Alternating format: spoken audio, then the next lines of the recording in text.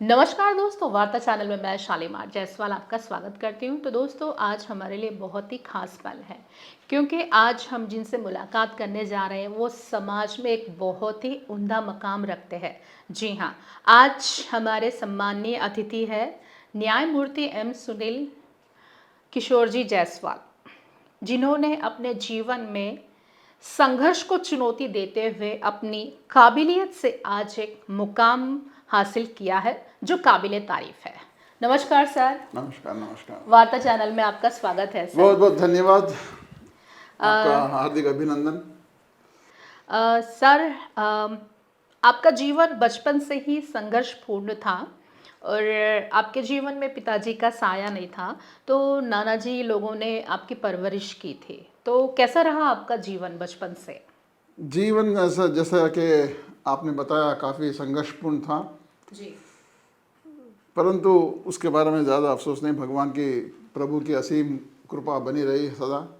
अब ऐसा था, आप लोग तो जानते हैं, अब जायसवाल वो तो ये यूपी से माइग्रेंट्स है। जी जी तो वैसे ही हमारे पिताजी भी यहाँ कोई कुछ रिश्तेदार रहते थे, तो उन्होंने यूपी से यहाँ पर आ गए। जी वो जो छोटा मोटा कुछ बेचते थे वो शराब की दुकान के सामने। जी जी जी जायसवाल कम्युनिटीज शराब के धंधे में रहते थे। जी जी जी तो ऐसा छोटा मोटा धंधा करते थे। मेरे माता जी से शादी करे यहीं रह गए उन्होंने। जी मेरे से 2 साल बड़े भाई है और 2 साल छोटी बहन है। अब वो इत्तेफाक से जब मैं 2 साल का था, अनफॉर्चुनेटली पिताजी का देहांत हो गया।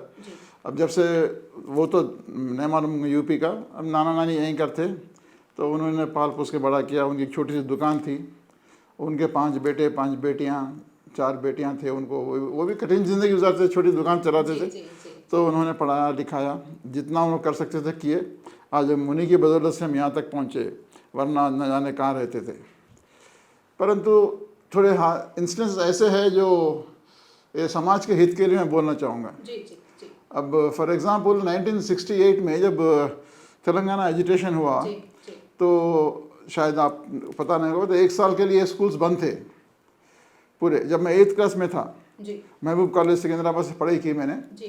तो 1 साल स्कूल्स बंद रहने के बाद जब एजुकेशन ख़त्म हुआ, जब स्कूल्स खुले, तो वो लोगों ने वो ज़माने में 67 रुपीज़ साल भर की फ़ीस भरे तो अब 9th क्लास में जाते बोलते। अरे जी। अब वो अभी जब उस टाइम पे हालत ठीक नहीं थी, जब मैंने नाना नानी से कहा था बेटा इतना तो हमसे नहीं हो सकता, अब जान दो, छोड़ के कुछ से भी कर लो, कुछ सम अराउंड बिजनेस कर लो बोल। तो उस समय मुझे हमारे जायसवाल कम्युनिटी में एक संस्था है जो रामनारायण जायसवाल ट्रस्ट के नाम से है। वो बच्चों को पढ़ाई के लिए मदद करते। उसके ट्रस्टी जीतलाल जी थे, जो रामनारायण जायसवाल के बेटे हैं। तो स्वर्गीय श्री तेज नारायण जायसवाल से मिलने के लिए बोला गया। मैंने उनसे मिला तो उन्होंने एक दरख्वास्त लिख के दिए और जीतलाल जी का रिफ़र करे। तो खैर जब से उन्होंने उसका फ़ीस देना शुरू करे, तो फ्रॉम 1968 क्लास से लेके ऑलमोस्ट डिग्री तक मेरा फ़ीस का पूरा खर्चा वो जायसवाल ट्रस्ट उठाए। मगर इसके साथ ही साथ मुझे को एक जुनून पैदा हो गया था। 1971 में जब मैंने SSC पास किया, तो किसी ने मुझसे कहा कि अगर आप टाइपराइटिंग शॉर्ट हैंड सीख लेंगे तो आपको उस ज़माने में 300 रुपये की नौकरी मिलती है। बल्कि बताया, हमारे एक मामा थे, उन्होंने कहा वो ज़माने में 300 की बहुत नौकरी मायने बहुत रखते बड़ी थे। थी। जी तो बस वो एक समझिए वो कैसा जुनून पैदा हो गया, वो सृष्टिकर्ता प्रभु की कृपा कि बस यही है मेरी ज़िंदगी का मकसद। अब यकीन कीजिए आप, 71 में मैं आई वाज हार्डली 15 ईयर्स। उस जब से ना हमारे को किसी चीज़ का कोई चीज़ पता नहीं, ना किसी चीज़ का शौक, ना कोई किसी नहीं, बस सिर्फ पढ़ना पढ़ना पढ़ना। आप जानते शायद शॉर्ट हैंड बोले तो बहुत टफ रहता है। टाइप राइटिंग तो खैर फिर भी ठीक है, मैं short hand was one of the toughest subjects. तो 2 साल मैंने ऑलमोस्ट 5:30 से लेकर रात 11 बजे तक नॉन स्टॉप पढ़ता था, सिवाय पढ़े कुछ भी नहीं। घर में पढ़ने की जगह नहीं थी, तो सामने रोड पे बैठ के वहाँ पढ़ाई करते थे। गली थी, गली में बैठ के पढ़ते थे अलागढ़ में। अब उसके बाद 73 में इंटर पास हो गया। और वो ज़माने में आज भी है, आज भी शॉर्ट एंड हायर ग्रेड पास करना ऑलमोस्ट बहुत टफ है। तो उस ज़माने में मैंने 1973 में इंटरमीडिएट कंप्लीट किया, शॉर्ट एंड हायर ग्रेड पास किया, जो कि बहुत बड़ी उपलब्धि बता सकता हूँ मैं। और उसके बाद में टाइप राइटिंग तो खैर हायर हो गया। अब उसके बाद हम यकीन कीजिए, उस ज़माने में जब नौकरी के लिए लोग दर दर भटकते थे, जैसे ही मैंने एम्प्लॉयमेंट लिस्ट में कार्ड नाम बनाया तो हर हफ्ते इंटरव्यू के लिए बुलाया जाता था। नहीं तो जनरली आपको तो पता है एम्प्लॉयमेंट लिस्ट कैसा था। सही है सर। तो शार्ट हैंड हेयर उतना डिमांड अभी जब भी था, आज भी है। अब मैं 50 साल पहले की बात बता रहा हूँ, आज भी वही हाल है उसका, शार्ट हैंड का। अब उसके बाद मैं प्राइवेट कंपनी में इंटरव्यू गया था, उषा श्रीराम रेफ्रिजरेशन बोल के। तो लोग ने इंटरव्यू ले लिया, सेलेक्ट कर लिया, सब देखे बाद उनको पता चला कि मैं 1 महीना कम 18 साल है, मैं एज जो थी 1 महीना कम 18 साल थी। तो सब बाद में बोले, अरे यू आर अंडर एज्ड, अगर if you appoint you child labour में आते आप, सॉरी यू कम इन मार्च बोले। तो ठीक है बोल के March 73 at the age of 18 years 1 month Shriram restaurant में ज्वाइन किया। और भगवान की कृपा देखिए, 310 रुपये तनख्वाह थी। वो जमाने में बहुत मायने जो मेरा मिशन था 300 रुपये कमाने का, पहली तनख्वाह 310 रुपये स्टार्ट किया श्रीराम रेफ्रिजरेशन। अब उसके बाद में एम्प्लॉयमेंट से इंटरेस्ट होते रहना, कल गवर्नमेंट जॉब 1975 में गवर्नमेंट कोर्ट में, जब से मेरा कोर्ट से संबंध है, 1975 में कोर्ट में जो है एक यूडी स्टेनोग्राफर का पोस्ट था, उसमें इंटरव्यू गया, सेलेक्ट हो गया। बस जब से 1975 से लेके कोर्ट में हूँ। नहीं, पहले आपने सोचा था कि मुझे कोर्ट का ही जॉब करना? नहीं, शॉर्ट हैंड अब वैसा कुछ भी नहीं था। Actually sales tax, commercial tax में हुआ था असाइन अलॉटमेंट मेरा सर्विस कमीशन से। मगर वहाँ के लोग बोले कि तुम यहाँ पर सूट नहीं करते। अच्छा। क्योंकि कमर्शियल टैक्स डिपार्टमेंट का रेपुटेशन आपको पता होगा, तुम यहाँ पर सूट नहीं करते, हम तुम्हें अच्छा समझते, तुम्हारे कोई ईमानदारी की होना, तुम कोर्ट में कर लो। बस जब से कोर्ट में करते रहा। अब 1978 में I became a gazetted officer, high court में गेजेटेड कोर्ट मास्टर बोलते हैं उसको, एक गेजेटेड ऑफिसर का पोस्ट रहता, वो टॉप पोस्ट रहता, वो अपॉइंट हुआ 78 में। अब उसके हमने जब मैसूर से, अच्छा डिग्री इवनिंग कॉलेज किया, यहाँ नौकरी करते हुए शाम में अनवर उलूम इवनिंग कॉलेज से लाकर सुबह 9 से लेकर 5:30 तक नौकरी करना, फिर सिकंदराबाद से मल्लेपल्ली आना साइकिल पे, फिर मल्लेपल्ली से 11 बजे तक पढ़ के एरागड्डा साइकिल पे जाना। तो हर 3 साल हो गया, डिग्री हो गया, नौकरी मिल गई। फिर बाद में अब जैसे मैंने हाईकोर्ट में ज्वाइन किया तो वहाँ मेरे सहयोगी बताया कि तुम ला कर लो, अभी बहुत कम उम्र है तुम्हारी, 23-24 साल की, शायद तुम ला कर लो, अच्छा रहता। तो मैंने मैसूर से ला किया उस ज़माने में, यहाँ एडमिशन मिलना मुश्किल था। 1982 में मैं पहली बार एक न्यायाधीश, वो न्यायमूर्ति मजिस्ट्रेट बोलते हैं, मजिस्ट्रेट के पद पे सिलेक्ट हुआ मैं। तो 1982 से लेके ऑलमोस्ट 42 ईयर्स तक मेरा ये जुडिशियल सर्विस चलते रहा। अब इस दौरान काफ़ी चढ़ाव आते रहे, ट्रांसफर्स होते रहे, परिवार, 83 में शादी हुई, भाई की शादी की है, बहन की शादी की है, सब चलते रहा ज़िंदगी में। बट बहुत बहुत खुशकिस्मत था मैं हमेशा, हर बार कामयाबी मिली हर बार। हमारे नाना, मैं जब भी जाता था उनके पैर छूता था तो उन्हें बोलते थे, जाओ तुम्हारी फतेह होगी बोलते थे। वो डायलॉग, तेरी फतेह होगी जाओ बोलते थे। तो खैर तो वैसा होते होते अब चला, मजिस्ट्रेट बना, सब जज बना, महबूब नगर, निर्मल, विजयवाड़ा, सब करते करते फिर हाई कोर्ट में प्रधान न्यायमूर्ति का ने प्रिंसिपल सेक्रेटरी बना 95 से 2000 तक। फिर रजिस्ट्रार लोकायुक्ता करा 6 साल, उसके बाद मछलीपट्टनम, फिर खम्मम, वरंगल, डिस्ट्रिक्ट जज। 2013 में हाई कोर्ट जज का पदोन्नति हासिल, वो जो मेरे लिए बहुत बड़ा, यानी आपने जैसा फरमाया एक स्टेनोग्राफर से शुरू करके, और देखिए भगवान की दया देखिए, जिस कोर्ट में मैं खड़े कर जजमेंट लिखता था उसी कोर्ट में बैठ के जजमेंट लिखाने का नसीब मुझे प्राप्त हुआ। मतलब आपका सफ़र पहले स्टेनोग्राफर से शुरू होके फिर जज तक पहुंचा। तो वही कोर्ट में हम खड़े लिखते थे, 1978 से 82 तक जजमेंट्स लिखते थे हम। तो उसी बेंच पे बैठ के जजमेंट लिखाने का सौभाग्य मुझे प्राप्त हुआ। ये सब भगवान की कृपा है। अब उसके अंदर 5 साल वहाँ सर्विस किए, उसके अंदर रिटायरमेंट हुआ 2018 में, 62 ईयर्स रहता। रिटायरमेंट के बाद में, रिटायरमेंट होते फ़ौरन एक 5 साल का असाइनमेंट था, वो state commission for consumer disputes बोल के, वो 5 साल का रहता हो, वो 5 साल कर लिया। उसके बाद में वो भी हो गया। अब फिर दूसरा वो chairman advisory board, PD act, वो सब चल रहा समझो। तो ये रहा हमारा ब्रीफली हमारी ज़िंदगी का सफ़र। सर अभी ऐसा कभी हुआ क्या, किसी फैसले के दौरान कभी आपको कोई धमकी या आपके दोस्त को कोई ऐसा डराना धमकाना? ये देखो बेटा, ये कैसा है, ये न्यायिक संस्था जो है ना, हम एक कांच के महल में बैठते हैं हम लोग। कोई भी कुछ भी बोल सकता है, कोई भी कुछ भी कर सकता है। और इंसान की फितरत ऐसी है कि वो जब किसी का भगवान ना करे किसी का कुछ केस रहता तो वाजिबी है वो प्रयत्न करेगा, सही है, अपने ज़रिए से, इसके ज़रिए से, उसके ज़रिए से। हाँ, उस टाइम पे आपका जो रेपुटेशन रहता है ना, जी जी जी वो काफ़ी मायने रखता है। जी। अगर एक बार लोगों को समाज में ये पता चल जाए कि ये एक जज साहब का ने सिवाय मेरिट्स के, सिवाय कानून के कुछ भी नहीं चलता बोले तो अपने कहने कोई भी नहीं आते। प्रयत्न सबको ही करते हैं, प्रयत्न सबको ही करते हैं। किसी के भी जब केस रहता है तो पहले मालूम करते हैं कि भाई इनको ये जज साहब से कैसा अप्रोच होना बोले। अब फॉर एग्जांपल 1983 जी में जब मैं मजिस्ट्रेट बना पहली बार, तो वहाँ के पब्लिक प्रोसिक्यूटर साहब थे, उन्होंने आके साहब जरा वो ये आप वो ज़माने में राशन का सिस्टम था, शक्कर, गैस का तेल, सीमेंट। तो साहब आपको कभी गैस का तेल और शक्कर होना बोले तो बोलो, हम दिलाते बोले। तो मैं बोला देखो पीपी साहब, मैं हैदराबाद में पैदा होके बड़ा हूँ, मुझे सब पता है। तो मेरा बोलने का उद्देश्य क्या है बता, प्रयत्न करते हैं, हर कोई करता है, लोभ मगर का लालच का एक बार प्रयत्न जब करते उनको पता चल गया तो फिर अपने कहने कोई नहीं आता। प्रयत्न कई लोग किए, बट अपना जो रेपुटेशन रहता ना, दैट मैटर्स। किसी की हिम्मत नहीं होती, कोशिश किए, पैसे देने की कोशिश किए, इन्फ्लुएंस करने की कोशिश किए, गवर्नमेंट से इन्फ्लुएंस करने की कोशिश किए। 1983 की बात कर रहा हूँ मैं, 1983, ऑलमोस्ट 44 ईयर्स बैक। तो उस वक्त भी ये चलन था लोभ का, लालच का, हाँ, पैसों हमेशा का। ये कोई नई बात नहीं है बेटा। ये तो उस वक्त भी भ्रष्टाचार का चलन था। अब जमाने से है, जब से हुआ, जब से चलता, जी कम बढ़ती चलते रहता। 1983 में एनटी रामाराव सीएम बने थे, मुख्यमंत्री। जी जब भी मुख्यमंत्री बने थे पहली बार, उनके ऊपर एक केस था मेरे कने।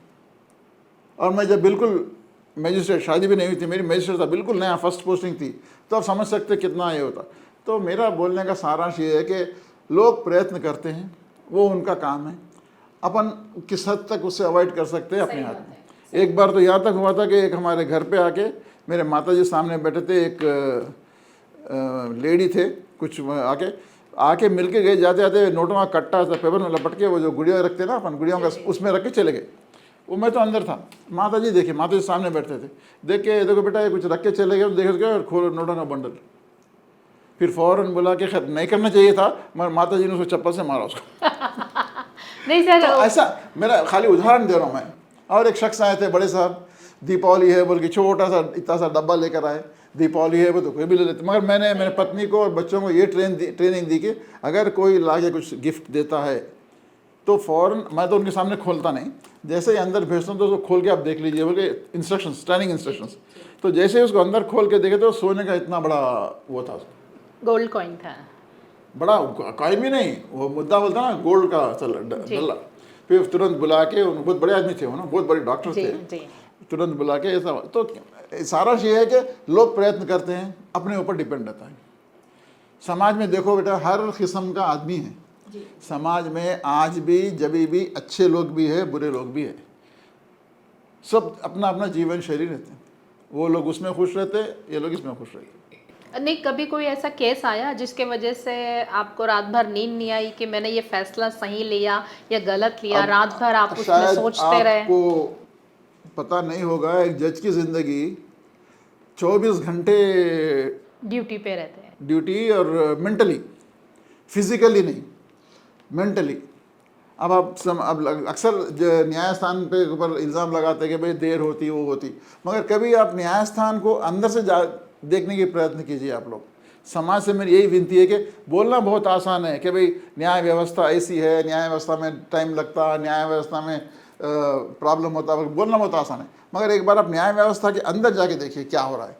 हमारी जो ज़िंदगी रहती है, हमारा जो है, मॉर्निंग 8 बजे स्टेनो आया थी आप घर पे, स्टेनो कंपल्सरी हर दिन आना चाहिए, क्योंकि जजमेंट्स दिखाने के लिए। तो 8 से 9 सवा 9 तक जजमेंट लिखाते, गप गप जजे, थोड़ा बहुत खाना खा लेके बिफोर 10, 10 से पहले हम कोर्ट में रहते। 10:30 से लेके 5, 5:30 तक नॉन स्टॉप केस चलता। उसके बाद घर को आते, जरा चाय वगैरह पी के फिर पढ़ते बैठना पड़ता। क्यों? क्योंकि हमारा कल के लिए प्रिपेयर करना पड़ता।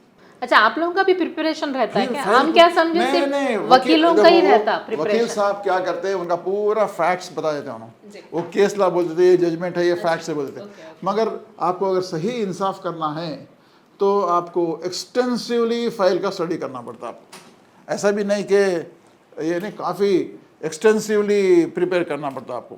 तो जब वकील साहब लोग पूरा उनका केस पेश करते हैं, पेपर्स पेश करते हैं, मगर हमारा फ़र्ज़ ये बनता कि मेरी जो आदत थी जी केस के बाद में बहस कुछ भी करो, क्या भी करो, पेपर 1 से लेकर लास्ट पेपर तक एक एक लाइन पढ़ना, क्योंकि कौन से पेज में क्या मिल जाता हमको पता नहीं। सही है।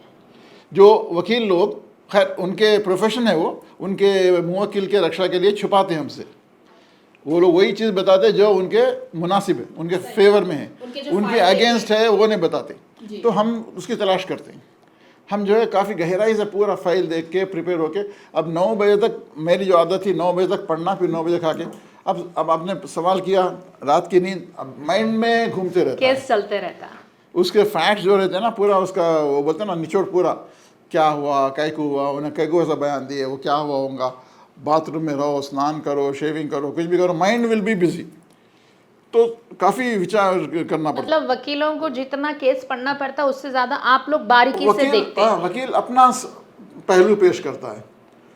वकील क्या है, सिर्फ उसका एक का पहलू देखना उसका फर्ज है। सही है। हमारा फर्ज वो नहीं है, हमारे दोनों का पहलू देखना। और ये जस्टिस शुड बी कंपैशनेट बोलते हैं हम लोग, एक इंसानियत के नाते भी देखना पड़ता है। वो लोग वकील लोगों को वो समझ रहता ना, उन लोग क्या है, उनका प्रोफेशन है, they have to defend their clients. मगर हम क्या है, कंपैशन रहना, इंसानियत रहना, इंसान उस हालत में किस तरह से उस तरह क्यों बिहेव किया। अगर क्रिमिनल केस कर रहे हैं तो क्रिमिनल केस करते हैं, सिविल रहते हैं, कई किस्म के केसेस रहते हैं। रेंट कंट्रोल था, में रेंट कंट्रोल में 3 साल करे, क्रिमिनल कोर्ट में करे, सिविल कोर्ट में करे, तो हर केस जो अलग अलग रहता, फैमिली कोर्ट का अलग रहता, पार्टीशन सूट्स अलग रहते। तो ऑलमोस्ट नॉन स्टॉप स्टडी करना पड़ता। और डिक्टेशन, अगर किसी दिन स्टेनो 5 मिनट देर आए तो बर्दाश्त नहीं होता। क्यों? क्योंकि हम जो माइंड में जो रहता, हम उसको प्रिपेयर करते रहते हैं कि जैसा कि अब आपने आने से पहले कुछ प्रिपेयर किया होगा नेचुरली, हाँ, वैसे ही हम भी जो है कौन सा सेंटेंस क्या बोलना, कौन सा सेंटेंस क्या बोलना, तो माइंड में पकते रहता। वो कब ब्लड आउट, कब उसको उगल देना बोलते ना, वो बेचैनी रहता। 5 मिनट देर हुए तो बर्दाश्त नहीं होती। आप लोगों को फैसला लेने में काफी दिक्कत होती है। काफ़ी दिक्कत। और कई बार तो ऐसा भी हुआ, पहले मन बना लिए कि फैसला इस तरफ होगा, अच्छा, और जब लिखाना शुरू करते हैं तो ऑटोमेटिकली चेंज होता, कभी वो कमतापरन होता वो भी, क्योंकि जैसे हम लिखाना शुरू करते हैं हमारे थॉट्स चलते रहते, जी जी, तो चेंज हो जाता हो, ऐसे नए नए फैक्ट्स आते। ये सब एक शक्ति काम करती है हमारे साथ। और वो शक्ति जो है, चाहे भगवान बोलो या सृष्टि बोलो, वो कुर्सी पे जब आदमी बैठता है तो ऑटोमेटिकली उसको आ जाती है। वो उसकी गरिमा है, न्यायमूर्ति की जो कुर्सी है उसकी गरिमा है, उस पर जब आदमी बैठता है तो ऑटोमेटिकली सब उसको आता है। वो पर भगवान की कृपा रहती है, क्या है। तो काफ़ी होमवर्क तो काफ़ी करना पड़ता। तो वकील से ज्यादा आप लोगों को प्रिपेयर होना पड़ता है, क्योंकि आप फैसला सुनाने वाले हैं। ज़्यादा फैसला उनका काम है, बहस पेश करना, हमारा काम है डिसाइड करना। They propose, we dispose of, English में बोलते हैं they propose, we dispose it of. So नहीं, उनका काम मेहनत कम नहीं, उनको भी मेहनत करना पड़ता, मगर हमको जो है हमारे एंगल से मेहनत करना पड़ता। उनको उनके एंगल से करते हैं, हम हमारे एंगल से मेहनत करना पड़ता। फैसला सुनाने वाला बड़ा होता है। वैसे भी है ना सर, लोग बोलते हैं कि वकील के पास और डॉक्टर के पास चप्पल घस जाती, जिंदगी गुजर जाती, लेकिन फैसले नहीं होते। नहीं, वकील के पास नहीं, उसको मैंने इसलिए पहले बताया, न्यायस्थान के ऊपर, न्याय कोर्ट के ऊपर इल्ज़ाम है ये, और कुछ हद तक सही भी है। उसके कई कारण हैं जो डिले होता है, उसका जिम्मेदार कोई एक संस्था नहीं है, ऑल डिफरेंट स्टेक होल्डर्स है, हर एक की जिम्मेदारी है। अगर आपको अभी बता दूँ मैं, तो मैं बता सकता हूँ, जो है डेवलप्ड कंट्रीज़, आप जानते हैं डेवलप्ड कंट्रीज़ अलग है, डेवलपिंग कंट्रीज़ अलग है जी। तो डेवलप्ड कंट्रीज़ में 1 मिलियन यानी 10 लाख की आबादी के लिए 200 से 300 न्यायमूर्ति काम करते हैं। Germany, Japan, America. हिंदुस्तान में आज जो इतना काफ़ी बढ़ रहा है, आज की तारीख को सिर्फ 20 जज काम करते हैं 10 लाख की आबादी को। For a population of 1 million we are having, after recent lot of काफ़ी हुई, तो अभी भी जो केवल 20 लोग काम कर रहे हैं। तो नेचुरली प्रेशर तो बढ़ेगा ही। हम अब जिस दिन फॉर एग्जांपल हमारे जो कोर्ट में काजेस बोलते हैं, अगर आप आके जाके देखेंगे तो रंगारेड्डी कोर्ट में जब मैं काम करता था तो 150 केस होते थे। मैं 150 केस तो नहीं सुन सकता, नहीं 4 या 5, बाकी पूरे जरूरत है। तो आप ये पूछ सकते हैं साहब जब कर नहीं सकते तो डेट क्यों दे रहे हैं। हाँ, हाँ, जब तारीख तुम पे तारीख। आपको मालूम है डेट की उधर, अगर हम वैसे डेट नहीं दिए तो एक एक केस जो है 3-3 साल 4-4 साल देना पड़ता, वो जो है आपको और कष्ट देता हो। अगर समझिए मैं स्ट्रिक्टली इफ आई गो कि भाई मैं 5 केस से बढ़ के नहीं कर सकता, सिर्फ 5 केस रखता हूँ बोलो, तो हमारे कहते 3,000 केस 4,000 केस 5,000 केस ना रहते, तो अगली पेशी जो है 3 साल 4 साल के बाद में आती। तो उस दौरान जो क्लाइंट है उस पर क्या बीतती होगी। तो हम क्या करते हैं, हम प्रयत्न करते रहते हैं 6 महीने में एक बार 3 महीने में एक बार, depending upon the pendency, court के वर्क के पर डिपेंड रहता हो। अगर वैसा नहीं करे तो फिर बहुत दूर तारीख देना पड़ता। तो लोग बोलते हैं तारीख पे तारीख हाँ, है, शिकायत है लोगों की, शिकायत है, तारीख पे वाजिबी तारीख। है, क्योंकि हमारी, मैंने इसलिए आपसे सबमिट किया कि संस्था के अंदर जाके देखना अपन क्या प्रॉब्लम्स है, क्या दिक्कतें हो रही है, क्यों ऐसा हो रहा है, क्या प्रॉब्लम क्या है, उसका इंफ्रास्ट्रक्चर आप जाके देख लीजिए। कोई से भी कोर्ट में कुछ अब खैर फिर भी अब हो रहा है, नहीं बोल के नहीं, अब मैं देख रहा हूँ हाल 2-3 साल में इम्प्रूवमेंट हो रहा, बट स्टिल बहुत काफ़ी करना पड़ता। ना इंफ्रास्ट्रक्चर रहता, ना बिल्डिंग बराबर रहती। मैं यहाँ स्टेट कमीशन में काम करता था खैरताबाद में, वो हाईकोर्ट जज के बराबर पोस्ट है। आज भी जो है मैं बारिश है तो बकेटा बाजू रख के काम करना पड़ता, पानी के बकेटा टपकते रहते, बाजू बकेटा रख के काम करना पड़ता। आज की तारीख को भी, मैं जब 2 साल पहले वहाँ काम करता था, वो बिना पुरानी बिल्डिंग है। फिर उसका शिकायत करते वो देखो सबके पीछे पैसों का इन्वॉल्वमेंट रहता, करोड़ ऑफ रुपीस, और गवर्नमेंट को जुडिशियरी पे उतना लगाव नहीं रहता, क्योंकि उन लोगों को रिटर्न्स नहीं आते। मैं एक बात कहता हूँ, कंट्रोवर्सी की तो नहीं है, मगर अगर गवर्नमेंट के उनके मन की बात पूछे तो उन्होंने बोलते न्यायस्थान नहीं रहे तो अच्छा उनको, भले ही बोलते हैं कि न्यायस्थान रहना, मगर उनके मन में क्या रहता, क्यों कि हमारे अड़चन पैदा करने वाले, हमारे को ब्रेक्स डालने वाले, हमारी गलतियाँ ढूंढने वाले, हमारे करने वाले कौन है, सिर्फ न्यायस्थान। सही है। तो वो लोग तो नेचुरली नहीं रहेगा, और उन लोगों को गवर्नमेंट के जो है उनके फाइनेंशियल कंस्ट्रेंट्स रहते, उनको कई चीज़ देखना पड़ता। सही बात है। तो अब एक बिल्डिंग बनना बोले तो करोड़ों की बात रहती, सही बात है। तो वो नहीं कर सकते, वो काम लिखते रहते, आते रहते, वो जड़ बनाते रहते, करते रहते, जाते रहते, ना बराबर बिल्डिंग रहता, ना फर्नीचर, ना स्टाफ, ना इंफ्रास्ट्रक्चर। अब और एक बताता हूँ मैं आपको, जब मैं रिसेंट स्टेट कमीशन की बात कर रहा हूँ, ई दाखिल बोल के आया, आप पूछ सकते हो कि भाई कंज्यूमर में आया, चलो ई दाखिल आया ना साहब, इतना अच्छी सुविधा क्यों आप लोग इस्तेमाल नहीं कर रहे। ई दाखिल बोल तो आप घर में बैठ के एक ग्राहक शिकायत कर सकता, कोर्ट को आने की जरूरत नहीं। जब वो स्टार्ट किए, हमारे यहाँ कंप्यूटर ही नहीं है, लैपटॉप नहीं है, और जनरेटर नहीं है। जब हम इंटरनेट पे काम करते रहते करंट चले जाता। तो ऐसा है, ये बनाना बहुत आसान है, मगर उसका इंफ्रास्ट्रक्चर क्रिएट करना, उसके लिए काफ़ी समय लगता। बोलना बहुत आसान है। इंफ्रास्ट्रक्चर अब स्टेनोग्राफर नहीं है, आज की तारीख को भी कई अदालतों में आपको स्टेनोग्राफर नहीं मिलता। और आप यकीन कीजिए भाई, ये आज की तारीख में भी stenographer is indispensable in judiciary, क्योंकि जो अभी मैंने बताया ना, एक बार माइंड में थॉट्स आ गए तो मैं, जहाँ तक मेरा सवाल है, फाइल को बगैर देखे पूरा जजमेंट लिखाता था मैं, उन्हें उतना माइंड में अब्जॉर्व कर लेते हम। तो उस समय जो हमारी स्पीड रहती, वो क्रैच करना मुश्किल रहता। अब तुम्हारा लैपटॉप पे टाइप करो बोले तो हम एक टाइप करें तो अगला सेंटेंस चले भूल जाते। तो इसीलिए आज के तारीख भी जुडिशियरी में जजेस का ने स्टेनोग्राफर्स की बहुत अहमियत है, और तकरीबन आधे से ज़्यादा अदालत ऐसे हैं जहाँ पर स्टेनोग्राफर ही नहीं है। अब लैपटॉप पे टाइप कर लो बोलते हैं, वो करो बोलते हैं, बट वो बात नहीं आती। तो ऐसे इंफ्रास्ट्रक्चर के प्रॉब्लम्स है। अभी जैसे दिल्ली के निचली अदालत में सर 15 लाख केसेस पेंडिंग है, जज की वहाँ संख्या कितनी है, 700। तो इसका मतलब एक जज के पास पर डे 2200 केसेस है। दिल्ली इतना बड़ा है, दिल्ली जो महान शहर कहा जाता है, इतना बड़ी आबादी है, तो वहाँ पे 15 लाख केस पेंडिंग है और जजों की संख्या 700। मैंने वही बताया ना, काफ़ी इसको करना पड़ता। मगर एक चीज़ है, आप ध्यान रखिए, ये एक अच्छा बदलाव है समाज में। जो पब्लिक समाज के लोग जो है न्यायस्थान की तरफ, कोर्ट्स की तरफ बढ़ रहे हैं ना, ये काफ़ी एक अच्छा उनको भरोसा है सर, भरोसा है। और जो है हमारा फैसला वो अलग तरीके से जाने से they want to have legal recourse, वो एक बहुत अच्छी विचारधारा है।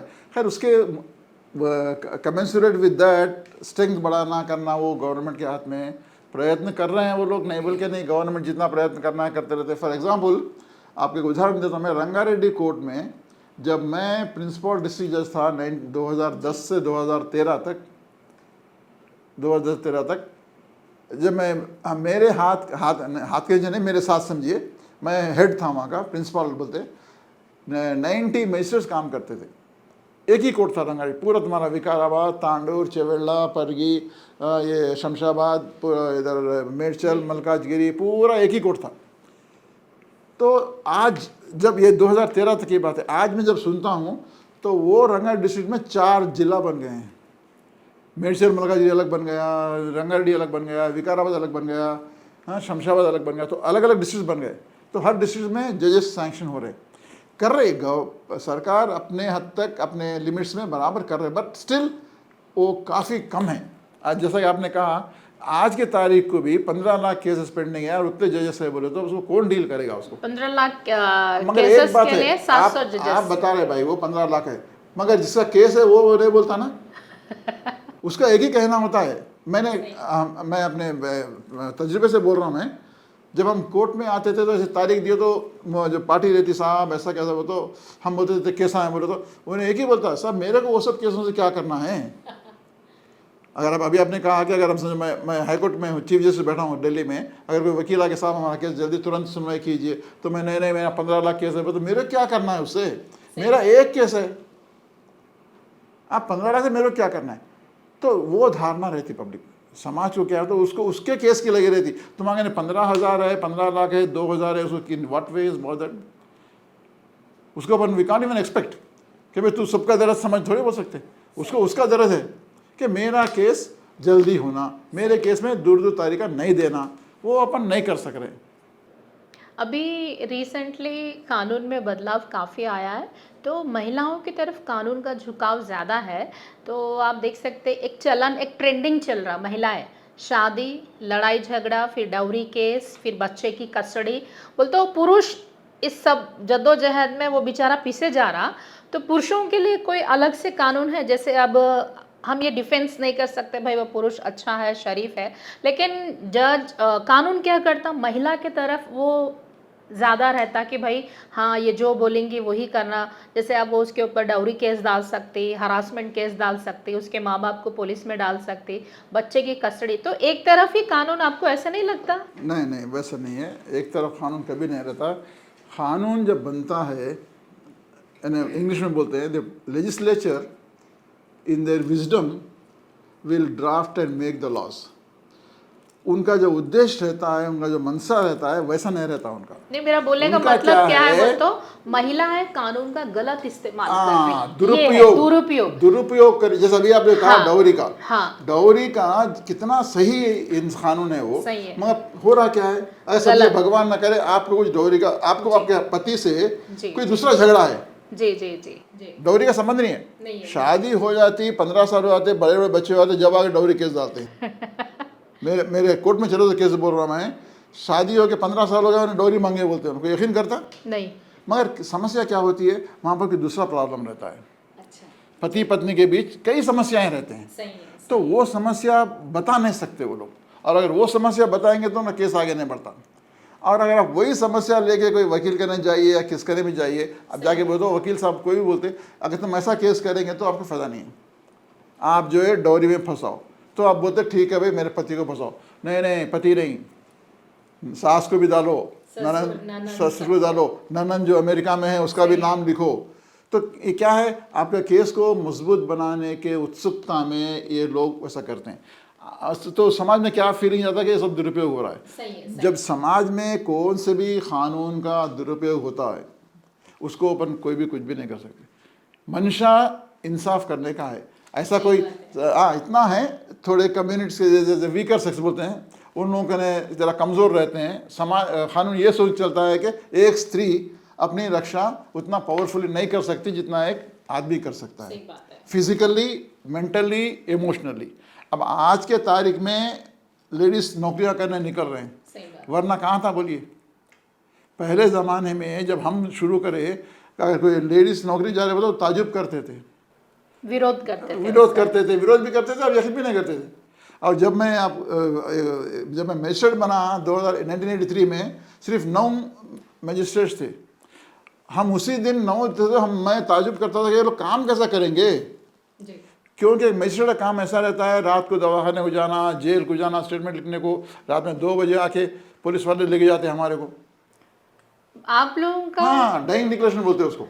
जी ये जो डॉरी डेथ आपने कहा ना, जो डॉरी जो होती है, जी, लोग जल जाते हैं, जला लेते हैं, जी, जला जी, दिए जाते जी, हैं। तो उन्हें जब दवाखाने में शरीक करते या किसी को हमला होता है, चाकू से मारते, कुछ करते, जी, जी। तो अगर वो आदमी के ज़िंदा रहने की उम्मीदें कम हैं तो तुरंत दवाखाने वाले पुलिस को इन्फॉर्म करते कि ये शख्स, ये पेशेंट जो है ज़िंदगी चांस कम है, इसको किसी ने हमला किया या जले जो भी हो, तो वो लोग तुरंत क्या करते, लेके मजिस्ट्रेट के घर हो जाते हैं। वो रात दिन नहीं देखते वो लोग, ना रात ना दिन, ना इतवार ना त्यौहार ना दीपावली ना दशहरा, तुरंत ऑटो में बैठ के स्कूटर में बैठ के दवाखाने को जाना, उनका स्टेटमेंट रिकॉर्ड करते हैं, उसको डाइंग डिक्लेरेशन बोलते हैं। उसकी काफ़ी अहमियत रहती है। अच्छा उसके बाद में अगर वो पेशेंट का देहांत हुआ था तो वो स्टेटमेंट मेन रहता हमारे को। तो वो आप लोगों के सामने हाँ, वो स्टेटमेंट स्टेटमेंट हम ही लिखते। अच्छा तो जब मैं समझता था कि ये लोग कैसा करेंगे रातों। अब मैं एज मजिस्ट्रेट स्कूटर पे जाता था, पुलिस वाले गाड़ी पर जाता था, अब ये लेडीज़ कैसा करेंगे। तो वो दौर से होते होते अपन ये दौर पे आए। सही है। अब उसका कानून का दुरुपयोग हो रहा, उसकी जिम्मेदार जो है समाज है, समाज के लोग हैं, समाज के जो भी कर रहे कर। मगर कानून का मकसद किसी को एक तरफा नहीं रहता, सबको बराबर रहता है। उसको किस हद तक इस्तेमाल करना, कौन सा भी कानून ले लीजिए आप, यही नहीं, इवन और एक एक्ट था प्रोटेक्शन ऑफ सिविल राइट्स बोल के, SC STs के ऊपर जो होता ना, अट्रॉसिटीज ऑन SC STs, उसका भी काफ़ी अच्छा मंशा है। परंतु क्या हो रहा है, दुरुपयोग हो रहा है। वो दुरुपयोग होने से क्या होता है, सही केस, अभी आपने डॉरी का जिक्र किया, जो सही वाक़े में डॉरी केस है वो नहीं आते बाहर। नहीं। ये जो कुकड़प केस बोलते हैं ना, जी जी जो मन में द्वेष भर के, जी। जो मन में नफरत पैदा करके आते हैं ना, किसी वो लोग वो कैसे आते, जो सही विक्टिम्स है वो लोग बर्दाश्त कर लेते हैं। उनको उनका संस्कार ऐसा होता है कि भाई चलो जिंदगी है, गुजारो, करो। तो कानून यही नहीं, इवन रेप केस में भी मैंने कई रेप केसेस किए, इतने जो सही रेप हो रहा है, जो सही आउटरेज इन द मॉडेस्टी बोलते हैं, वो जो सही हो रहे वो बाहर नहीं आते, नहीं आते। और पूरे जो केसेस फेक रहते जिसमें उनके परिवार वालों के हाथ रहता, इन्वॉल्व करते, तुम केस करो उनके ऊपर। तो समाज के लोग जब तक अपनी जिम्मेदारी नहीं समझेंगे कि भाई ये कानून अपने भले के लिए है, अपने हित के लिए है, इसको सही इस्तेमाल करने में फ़ायदा है, जब तक उसको कोई भी कुछ भी नहीं कर सकता। ये हर आदमी का, हर स्त्री का, हर बच्चे का अपना अपना दायित्व बनता कि उसको समझ के उसका दुरुपयोग ना करे। नहीं, अभी कोर्ट ने वो भी इजाज़त दे दी ना सर, वो क्या बोलते हैं, लिव इन रिलेशन की भी इजाज़त दे दी। अब देखो भाई, ये हम पुराने ज़माने की विचारधारा है। हमारे टाइम पे तो हम ये भी स्वीकार नहीं करते कि उसको मान्यता दी जाए। अब आजकल चल रहा है, ट्रेंडिंग चल रहा है आजकल। डाइवर्स केसेस इतने हो गए हैं। एक हैदराबाद कोर्ट में मैंने सुना कि खाली एक कोर्ट, हैदराबाद में कई केस है, फैमिली कोर्ट, एक कोर्ट में महीने को 1500 डाइवर्स केस फेल हो रहे हैं। तो ये क्या है, हर चीज़ का दो पहलू होते हैं। ये जो है हर चीज़ के दो पहलू होते हैं, एक अच्छा रहता है, सही रहता है। अब आजकल लड़कियां, खैर मैं लड़कियों के खिलाफ नहीं बोल रहा हूँ, जो चल रहा बोल रहा हूँ मैं, इतने इंडिपेंडेंट और इतने फ्री हो गए हैं कि भाई उन लोगों को मैरिज के होता है, सैंक्टिटी नहीं रही है उन लोगों को। कुछ बोले तो ये बोलते कि हम तुम्हारे को पालते हैं, तुम्हारी क्या हैसियत है। उसका एक्चुअली बहुत फ़ायदा है, बहुत अच्छा है। परंतु क्या हो रहा है, ये जो हो रहे, चाहे लड़कियां हो या लड़के हो, अपने आप को ये समझते कि भाई इनकी ज़रूरत ही क्या है हमारी ज़िंदगी में। पहले वैसा नहीं था, हर चीज़ अपनी जगह अहमियत रखता ना। वो जो वी कॉल सैक्रामेंट टाई है शादी का, आजकल नहीं रह गया वो। नहीं, आजकल एडवांटेज क्या है, आप डाइवर्स ले लो, 2 करोड़ ले लो, जिंदगी भर बैठ के खाओ, ऐसा हो गया आजकल। ऐसा हो गया है, सब दुरुपयोग कर रहे हैं। और सेकंड मैरिज, हमारे दौर के तो सेकंड मैरिज सोच भी नहीं सकते थे। आजकल आपको कई वेबसाइट्स है, कई पेपर में नहीं, आपके ज़माने में कैसा था, घूंघट में लड़के देखना भी नहीं था। बिल्कुल नहीं। हम तो इसलिए जो लिव इन रिलेशनशिप है वो मेरे हिसाब से समाज के हित के लिए नहीं है वो। खैर अब ज़माने में चल रहा है, अपन तो कुछ भी नहीं कर सकते, परंतु वो जो है आगे चल के बहुत ख़तरनाक मोड़ लेगा वो। नहीं, कुछ अच्छी चीज़ें चल रही है, लेकिन उसको गलत तरीके से बेनिफिट उठा रहे हैं। नहीं, आप लोगों को अब किसी के साथ जब रहते हैं, हाँ, अगर समझिए बच्चे हुए, कुछ हुए, तो बच्चे का क्या फ्यूचर रहेगा वो। सही बात है। तो इसीलिए ये लिव इन रिलेशनशिप जो है एक्चुअली समाज के लिए नहीं है, वो भला नहीं है, वो it is against the ethos of our society. आप बोल सकते हैं कि हमारी संस्कृति सभ्यता खत्म होके पश्चिम सभ्यता ज्यादा आ रही। पश्चिम, अब देखो, अभी भी आप अमेरिका जाओ, जर्मनी जाओ, कहीं भी जाओ, आप एक लड़की का रोड पे हाथ पकड़ सकते हैं, सही बात आप है, लड़की के गाल पे किस भी कर सकते हैं। सही बात है। यहाँ पर एक लड़की का हाथ पकड़ना भी अभी भी आज के तारीख को भी उसको सही इसमें नहीं लिया जाता। सही बात है। वो किस करा तो बहुत दूर की बात है। तो अपन अभी भी अपनी संस्कृति, अपना संस्कार आज भी वैसे ही है। अब इसको हल्लो हल्लो जो है इसको ये किया जा रहा है, नष्ट किया जा रहा है। बोलते बहुत बड़े बड़े बात करते हैं, मतलब हो रहा है एक्चुअली। और ऐसा है, और एक मैं बात बताना चाहूँगा, थोड़े बातें ऐसे रहते हैं जो बिल्कुल सच रहते हैं, जी, परंतु उसको कहने का उसमें आके वो गलत हो जाता है। बात सच रहती, आपका जो कहने का कड़वी लिहाजा रहती रहता बात, कड़वी सच्चाई बोलते ना, है ना, उसको जब बोला जाता तो समाज उसके खिलाफ एकदम उठ जाती। अब मैं उदाहरण तो मैं देना नहीं चाहूँगा, आप समझ सकते हैं। रिसेंटली जो है अनिरुद्धाचार्य जी, मैंने वो नाम बता नहीं उन्होंने अच्छा मैसेज दिया नहीं, सर, बहुत अच्छा दिया मैं मैसेज। वो भाई वही कह रहा हूँ कि उनका जो कहने का उद्देश्य है गलत नहीं है वो, मगर समाज एक्सेप्ट नहीं करता उसको। यानी इन ब्रीफली मेरा बोलना ये है कि थोड़े कड़वे सच ऐसे रहते हैं कि जिसको समाज एक्सेप्ट नहीं करता, but that is a fact. सही है, सही है। जो बोलते हैं उसमें गलत नहीं रहता, मगर वो बोलने का तरीका एक्सेप्ट नहीं करते हैं। तो समाज के सुधार के लिए अब उसके लिए कोई अदालत, कोई कोर्ट, कोई गवर्नमेंट, कोई भी कुछ भी नहीं कर सकते। नहीं नहीं नहीं नहीं सर, आज के जो लॉ स्टूडेंट है, आपका कोई उनके लिए मैसेज, जैसे कोर्ट में कैसे बिहेव करना, कैसे बात करना, क्या करना, लॉ स्टूडेंट के लिए कोई अच्छा सा मैसेज? जैसा कि समाज के हर वर्ग में जी, एक किस्म का गिरावट आ रही है, हर समाज में, हर फील्ड में। सिमिलरली लॉ स्टडीज़ में भी वैसे ही हो रहा है। जी, आपको मैं बताना भूल गया शायद, अब मैं रिटायरमेंट होने के बाद में, जब रिटायरमेंट के पार्टी से रहता हूँ, मैंने एक ही ओपनली अनाउंस किया कि मुझे अब कुछ भी नहीं चाहिए, भगवान के दया से मेरे पास बहुत सब कुछ है। जो भी लॉ कॉलेज में मुझे बुलाया जाएगा, फ़ौरन में आ जाऊँगा, मुझे एक नया पैसा भी देने की ज़रूरत नहीं है। क्यों? क्योंकि मेरा ये मंशा है कि ये आगे के जनरेशन के बच्चों को सही अगर डायरेक्शन में नहीं ले जाया गया तो आगे चल के भविष्य में बहुत खतरा है। तो इसीलिए मैं अब आज भी 3 लॉ कॉलेज में रेगुलरली जाता रहा। और as a matter of fact ICFAI law college Shankarpalli में, वहाँ तो उन्होंने मेरे पोस्ट भी दे दिया, प्रोफेसर ऑफ प्रैक्टिस। हर हफ्ते 2 घंटे जाके क्लास लेके आता हूँ। गाड़ी भेजते हैं, गाड़ी में जाता हूँ, क्लास लेके आता हूँ। तो बच्चों को समझाने की कोशिश करते हैं। काफ़ी नहीं रह रहा है उन लोगों में वो जो जद्दोजहद करने का। मैं एक ही बात हमेशा कहते रहता हूँ, ये 5 साल जो आपके लॉ पढ़ रहे हैं आप लोग, जी, जी, जी, या तो आप ये 5 साल जान लगा के पूरी से मेहनत करो और उसके बाद की ज़िंदगी आप एंजॉय करो। आजकल के बच्चों को क्या है सर, नौकरी, अरे हाँ लॉ में इतने पैसे हैं, या नहीं तो अब 5 साल एंजॉय करो, जिंदगी भर जद्दोजहद करते रहो। मैं सिर्फ इतना ही बोलता हूँ, एक ही सेंटेंस बोलता हूँ मैं, either you work hard for 5 years and enjoy the life thereafter, और enjoy the life now and work hard thereafter. मतलब वहाँ पे कितने स्टूडेंट्स रहते हैं सर, काउंटिंग? 1200-1300 रहते हैं। तो उनको बताने की कोशिश कर रहा हूँ कि ऐसा नहीं है, वैसा है। वो समझते, अब कुछ बच्चे समझते, कुछ बच्चे नहीं समझते, मगर वकालत जो है ना, काफ़ी मेहनत करना पड़ता है उसको, बच्चे प्रिपेयर होना पड़ता है। और पढ़ने से ज़्यादा ये वकीलों को जो है ना, उनके नेचुरल स्किल्स जो होते हैं ना, उनके जो क्वालिटीज़ होते हैं, expression, language, body language, politeness, humbleness, submissiveness, ये सब एसेंशियल क्वालिटीज़ है। ये रहना बहुत ज़रूरी है। अगर आपको काफ़ी नॉलेज है तो भी बस नहीं, आपको एक कामयाब वकील बनना बोले तो आपको ये सब चीज़ें आनी चाहिए।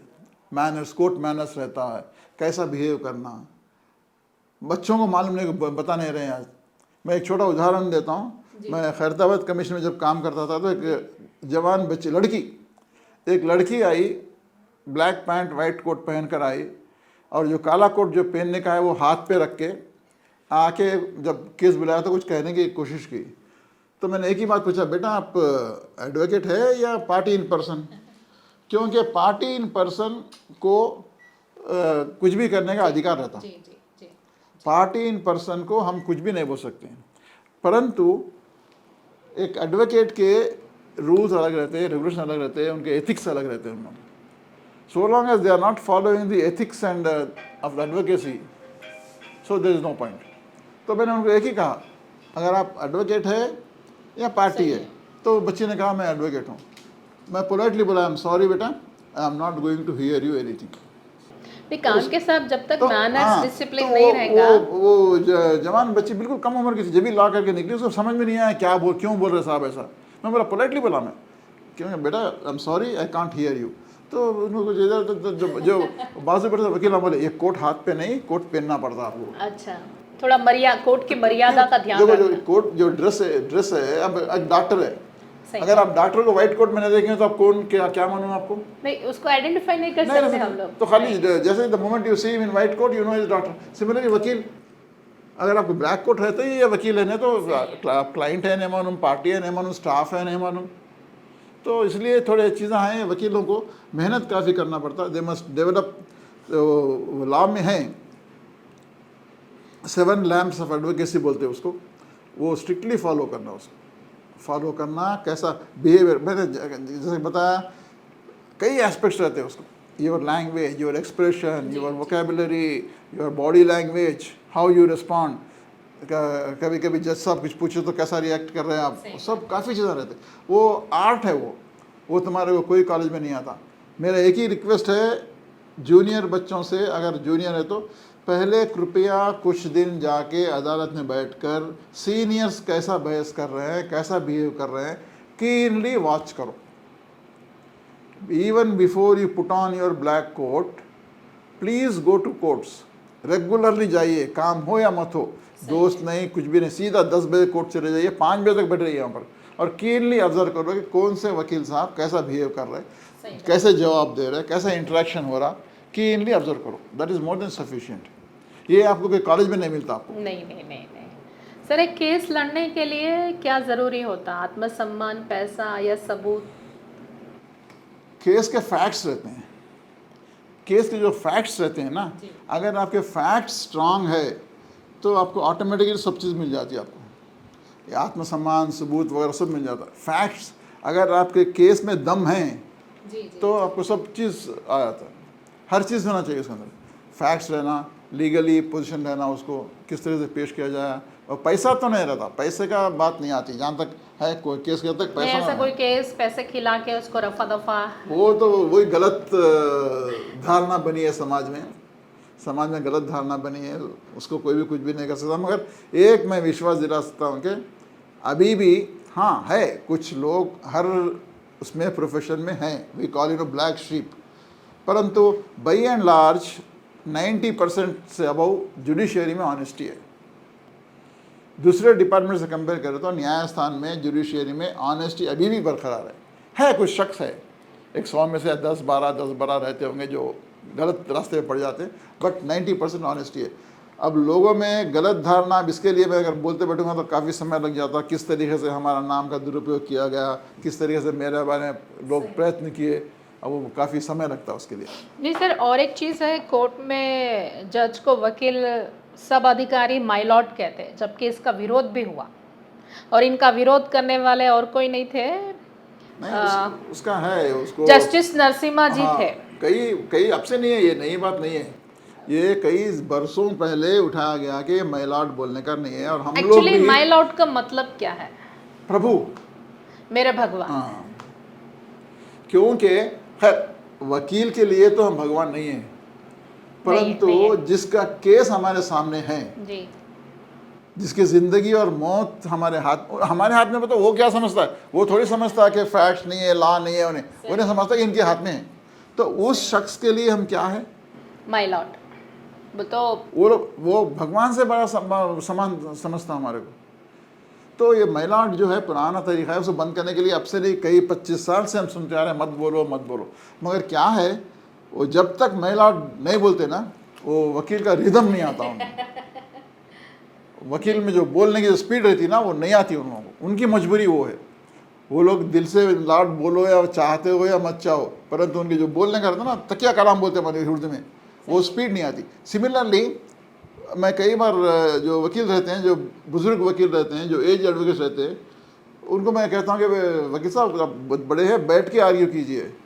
नहीं करते वो लोग, बड़ी मुश्किल से दो हाथ पकड़ के खड़ा करिए। क्यों कि खड़े रह के बात करे तो ही उनके उसमें जील आता है, उन्हें बोलने की क्षमता आती है, समझ। तो वैसे ही जैसा वैसा है उन लोग, जब तक वो मेलाड नहीं बोलते हैं वो रिदम नहीं आता उन लोगों को। सही है, सही है। तो उसके लिए कोर्ट्स कभी ये नहीं बोलते कि मेलाड बोलो बोल के, उनके हैबिट बन गई, आदत बन गई है। और वो एक मर्यादा भी है, मर्यादा के उससे रहता है। मैंने न्याय स्थान के ऊपर जो इज्जत है अभी भी समाज में, उसको बराबर गरिमा बनाए रखना पड़ता। चाहे तो मेलॉर्ड बोलो या सर बोलो, हम लोग तो कई बार कहते सर बोलो। हम एज ए जज आई कैन टेल यू, हम आज तक समझते भी नहीं उन्हें सर बोल रहा, ऑनर बोल रहा, मेलॉर्ड बोल रहा, क्या बोल रहा। सिर्फ इज्जत दिए तो बस है। इज्जत किसको? जायसवाल को नहीं, कानून को, कानून को भी नहीं, जायसवाल को नहीं। उस कुर्सी की इज्जत दीजिए जिसके ऊपर आज की तारीख को जायसवाल बैठा हुआ है, कल शालीमार बैठे रहेगी, परसों उन्हें बैठा रहेगा। इज्जत कुर्सी की है। ये जो है संस्था का, इंसान से नहीं है। आज मैं बैठता हूँ, कल आप बैठते, परसों उन्होंने बैठते। आप मेरी इज्जत मत कीजिए। बट जो कुर्सी है, जो चेयर है, the chair on which a man is sitting and dispensing justice, उसको रेस्पेक्ट कीजिए, मर्यादा कीजिए, जब भी तो आपकी मर्यादा बनेगी ना। सर, एक जज की नियुक्ति होती है तो उसमें क्या क्या देखा जाता?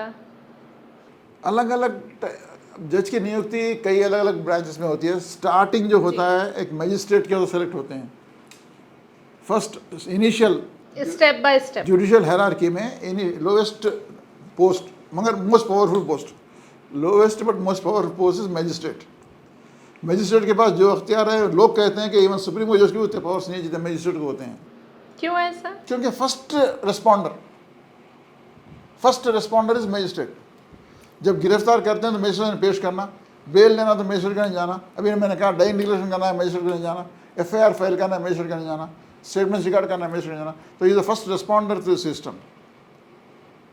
काम सेम है, भले ही पनिशमेंट देने के पावर्स जो है अलग अलग है, परंतु nature of work is same. जो काम है मजिस्ट्रेट का, ये मैंने कह रहा हूँ, सुप्रीम कोर्ट जजेस ने कहा है ये कि एक मजिस्ट्रेट में और एक सुप्रीम कोर्ट जज में काम के हद तक किसी किस्म का भेद नहीं है। वो भी जजमेंट करते हैं, हम भी जजमेंट करते हैं। सिर्फ ऐसा है अलग अलग लेवल्स अलग अलग रहते हैं। तो इनिशियल एंट्री जो है आज जो रूल्स में मजिस्ट्रेट का है, जिसको आज जूनियर सिविल जज बोलते हैं, पहले मजिस्ट्रेट बोलते थे जूनियर सिविल जज। उसके लिए आपको एग्ज़ाम्स रहते हैं, रिटर्न एग्ज़ाम रहता, पहले स्क्रीनिंग टेस्ट रहता, उसके बाद मेन एग्ज़ाम रहता, उसके बाद ओरल इंटरव्यू रहता। ओरल इंटरव्यू जो है हाईकोर्ट के 5 जज बैठे सेलेक्ट करते हैं। तो वो पांचों लोग सवाल करेंगे, सवाल करते हैं इंटरव्यू, वो मिलके सेलेक्ट करके भेजते। उसके बाद नेक्स्ट एंट्री है डिस्ट्रिक्ट जज की, डायरेक्ट अपॉइंटमेंट। वहाँ भी आ सकते हैं आप, एक मजिस्ट्रेट बन के, मजिस्ट्रेट से प्रमोशन होते हैं, डिस्ट्रिक्ट बनते हैं। उसके अलावा अगर आप वकालत करते हुए 7-8 साल की आप वकालत करें तो आप डायरेक्ट डिस्ट्रिक्ट बन सकते हैं। उसके लिए भी सेम एग्ज़ाम रहता है, screening test, main exam, oral interview exam. High court जज के लिए एग्ज़ाम अगर नहीं रहता, उनको जो है उसको एक सेंटेंस है, जज of high court is appointed by invitation. जो जो जो करते, जो हाई कोर्ट वाले गवर्नमेंट करते, they invite him to be become a high court जज। जो अब जैसे समझो मैं एक प्रधान न्यायमूर्ति हूँ, तो मैं देखता हूँ कि मेरे कोर्ट में आप बहुत अच्छा बहस कर रहे हैं, आपकी नॉलेज अच्छी है, सब अच्छा है, तो आई विल इनवाइट यू कि भाई would you like to become a जज ऑफ द हाई कोर्ट। अच्छा, उस तरह से भी उनका सिलेक्शन होता है। वही है, एक्चुअली वही है। अब खैर उसको जरा अलग, उसको बदल के जो है एप्लीकेशन फॉर जजशिप हो गया है वो, मगर बट द रियल कॉन्सेप्ट, इसलिए कॉन्स्टिट्यूशन में हाई कोर्ट जज के लिए वैसा कुछ भी नहीं है।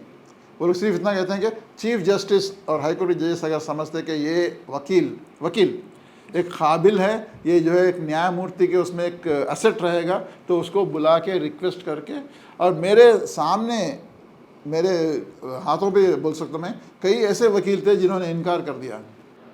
वजह उनकी जब प्रैक्टिस अच्छी चलती है, वो लोगों को मेन पैसा भी तो होता है ना। अच्छा, हाँ, वो लोग महीने में 20, वो I am talking of 30 years back, 20-25 lakh कमाते, हाई कोर्ट जज को 1.25 लाख।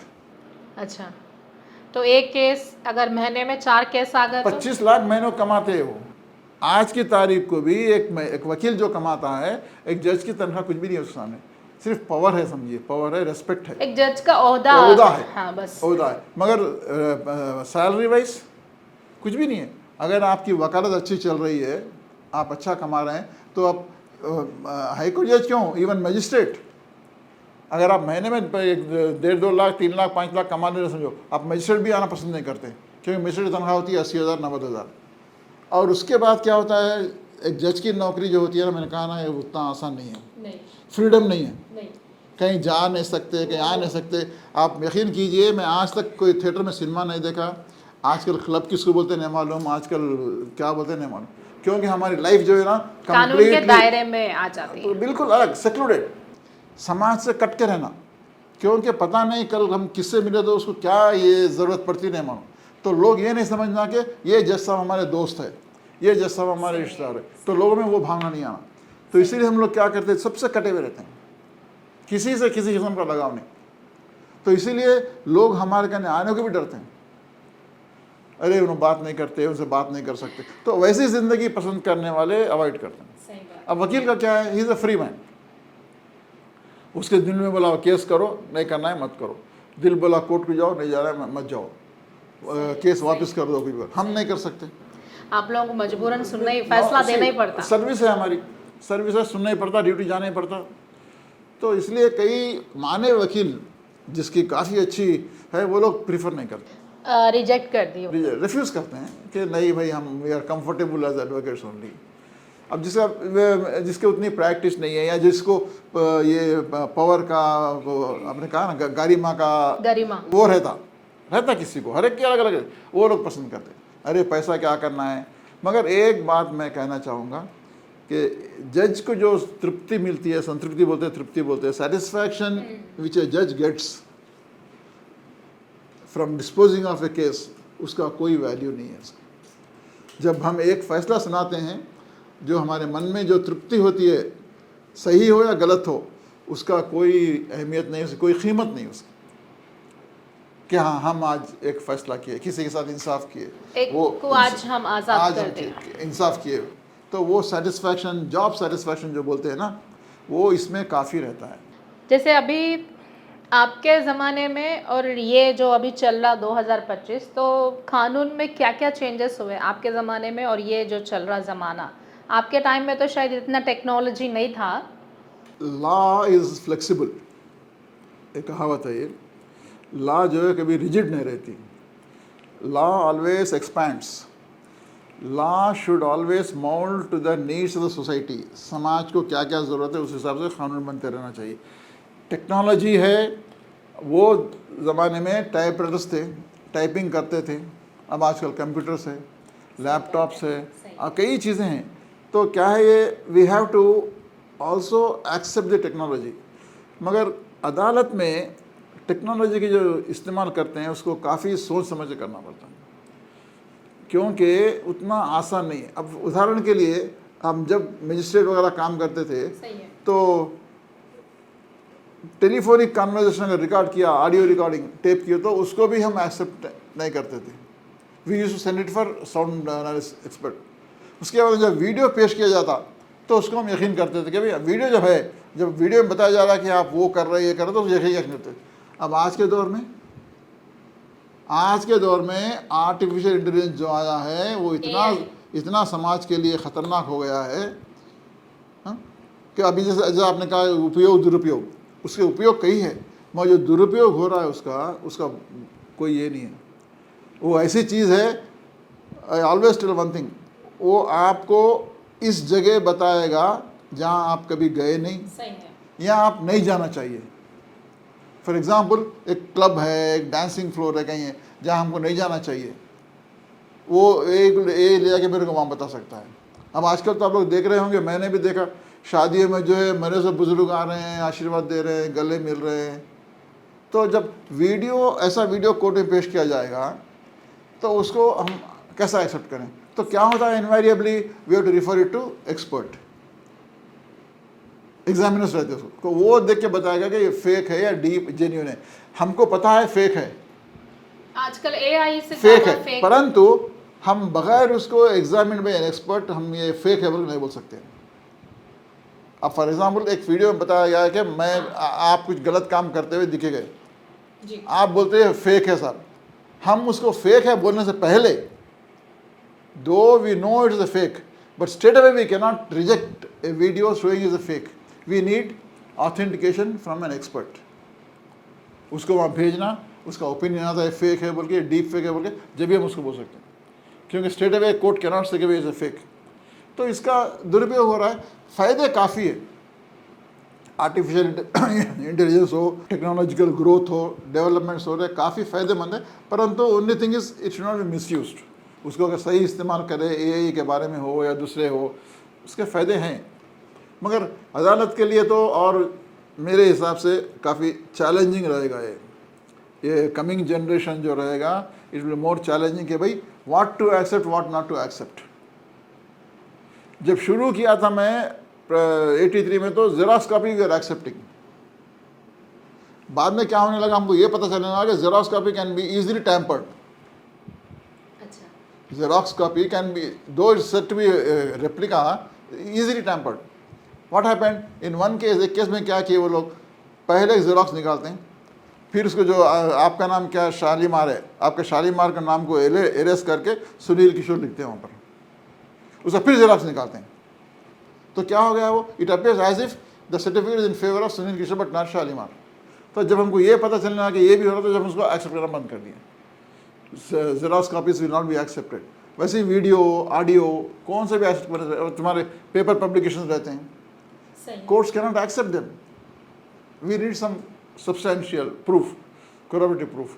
तो ये टेक्नोलॉजिकल डेवलपमेंट बहुत ज़रूरी है आज के तारीख में, क्योंकि यंगर जनरेशन पूरा उसी पर डिपेंड हो रहा है। उसके साथ साथ उसके थोड़े ड्रॉबैक्स है, थोड़े पिटफॉल्स है, उसको ध्यान में रखते हुए अगर न्यायस्थान, न्याय व्यवस्था अगर जागरूक होकर उसके बारे में पूरा नॉलेज रखकर अगर काम करते हैं तो बराबर फ़ायदेमंद रहेगा। आप कुछ अच्छा सा प्यारा सा मैसेज देंगे हमारे टीनेजर्स को जो कल के भविष्य है? इंग्लिश में मैं एक बात हमेशा कहते रहता हूँ, तकरीबन हर बच्चों को बोलता हूँ, you can either be a torch bearer. Younger generation, you can either be a torch bearer or you can be a pall bearer. Torch bearer का क्या मकसद है, वो जो है समाज को एक बैटरी की रोशनी लेके मार्गदर्शन करता है, वो टॉर्च बेरर रहता है। और पॉल बेरर कौन है, जो डेड बॉडी को अपने कांधे पर ढोकर ले जाता है, उसको पॉल बेरर कहते हैं। The man who carries the coffin of a dead person is called a pall bearer.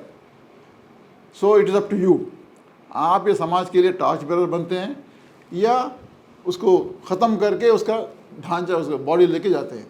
So it is up to you.